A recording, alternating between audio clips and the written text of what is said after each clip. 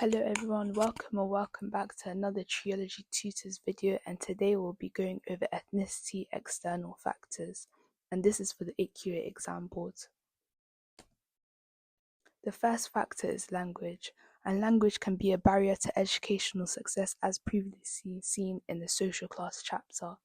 This is as Bernstein argues that the ethnic minority speak in a restricted code so they're unable to elaborate themselves, which is needed for academic achievement.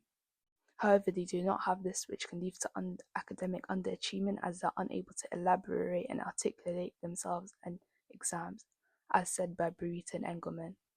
However, Driver and Ballard argue that Asian people's first language is not English, yet they still gain academic success. Demi and McLean argue language barriers are less important than internal factors, which can be used as a critique for this paragraph. The next factor is attitudes and values. Attitudes and values is what is seen as worthwhile and achieving in life, which varies between cultures. White pupils are socialized into mainstream culture, leading to success as they value this. However, Parsons found among 7 to 14-year-olds, ethnic minority pupils had higher aspirations than their white counterparts. A critique of this is Archer et al. This as he found minority ethnic pupils identified racism rather than low aspiration as the main barrier for success. This rebuttal structure is required for 20 markers. So let's say you had a paragraph on attitudes and values, you'd use a critique at the end of your paragraph, such as Archer et al., to get to the top band of the mark scheme. The next part is family structure and support, and this part is for Black pupils.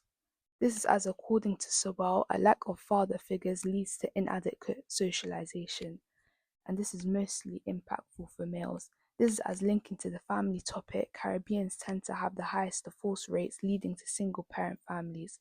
As a result, boys may not have someone to deal with their emotions, causing them to look for role models in the street, which can possibly influence them of joining anti-school subcultures, leading to underachievement.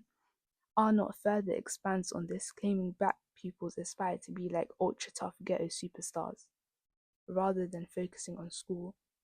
They're also nurtured on MTV, whilst Asian pupils are clocking up the writing hours, leading to their overachievement, whilst Black pupils tend to underachieve.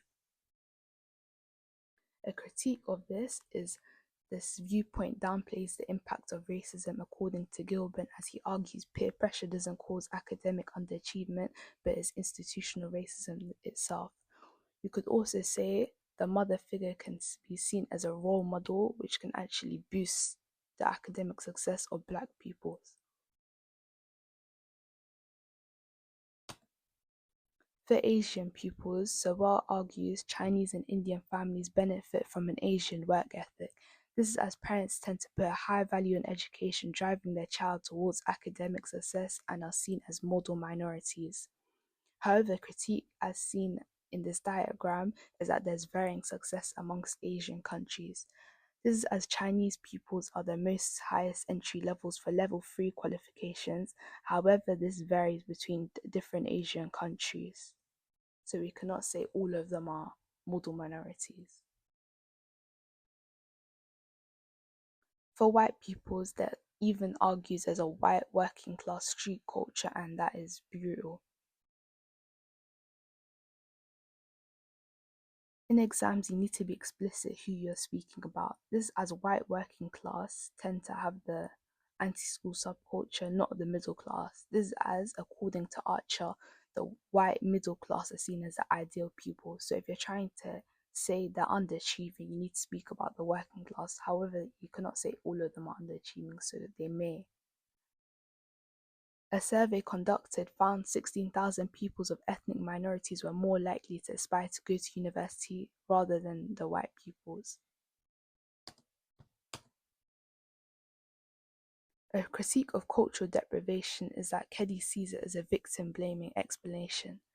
This is as it attempts to justify their own failure of pupils. However, it's not the pupils' fault that they're failing, rather it's the school.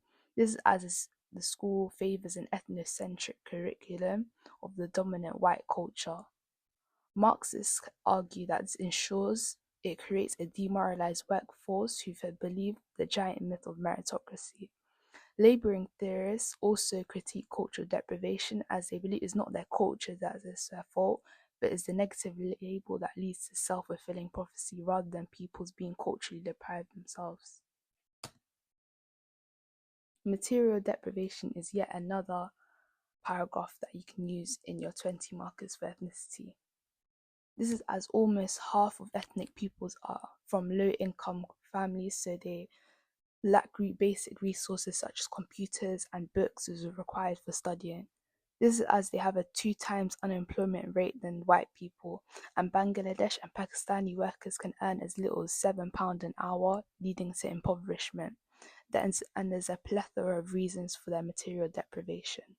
One reason is that they live in economically deprived areas. This means there's fewer job opportunities and this leads to poverty. And also they can have a lack of language skills, and most jobs require a decent amount of English what they might not have as they migrated from another country. They can also experience racial discrimination in the workplace.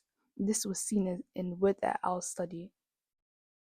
This is as he sent a job application to 1,000 vacant jobs, and he found the person who had this name Patel only got 1 in 16 jobs and heard back from them.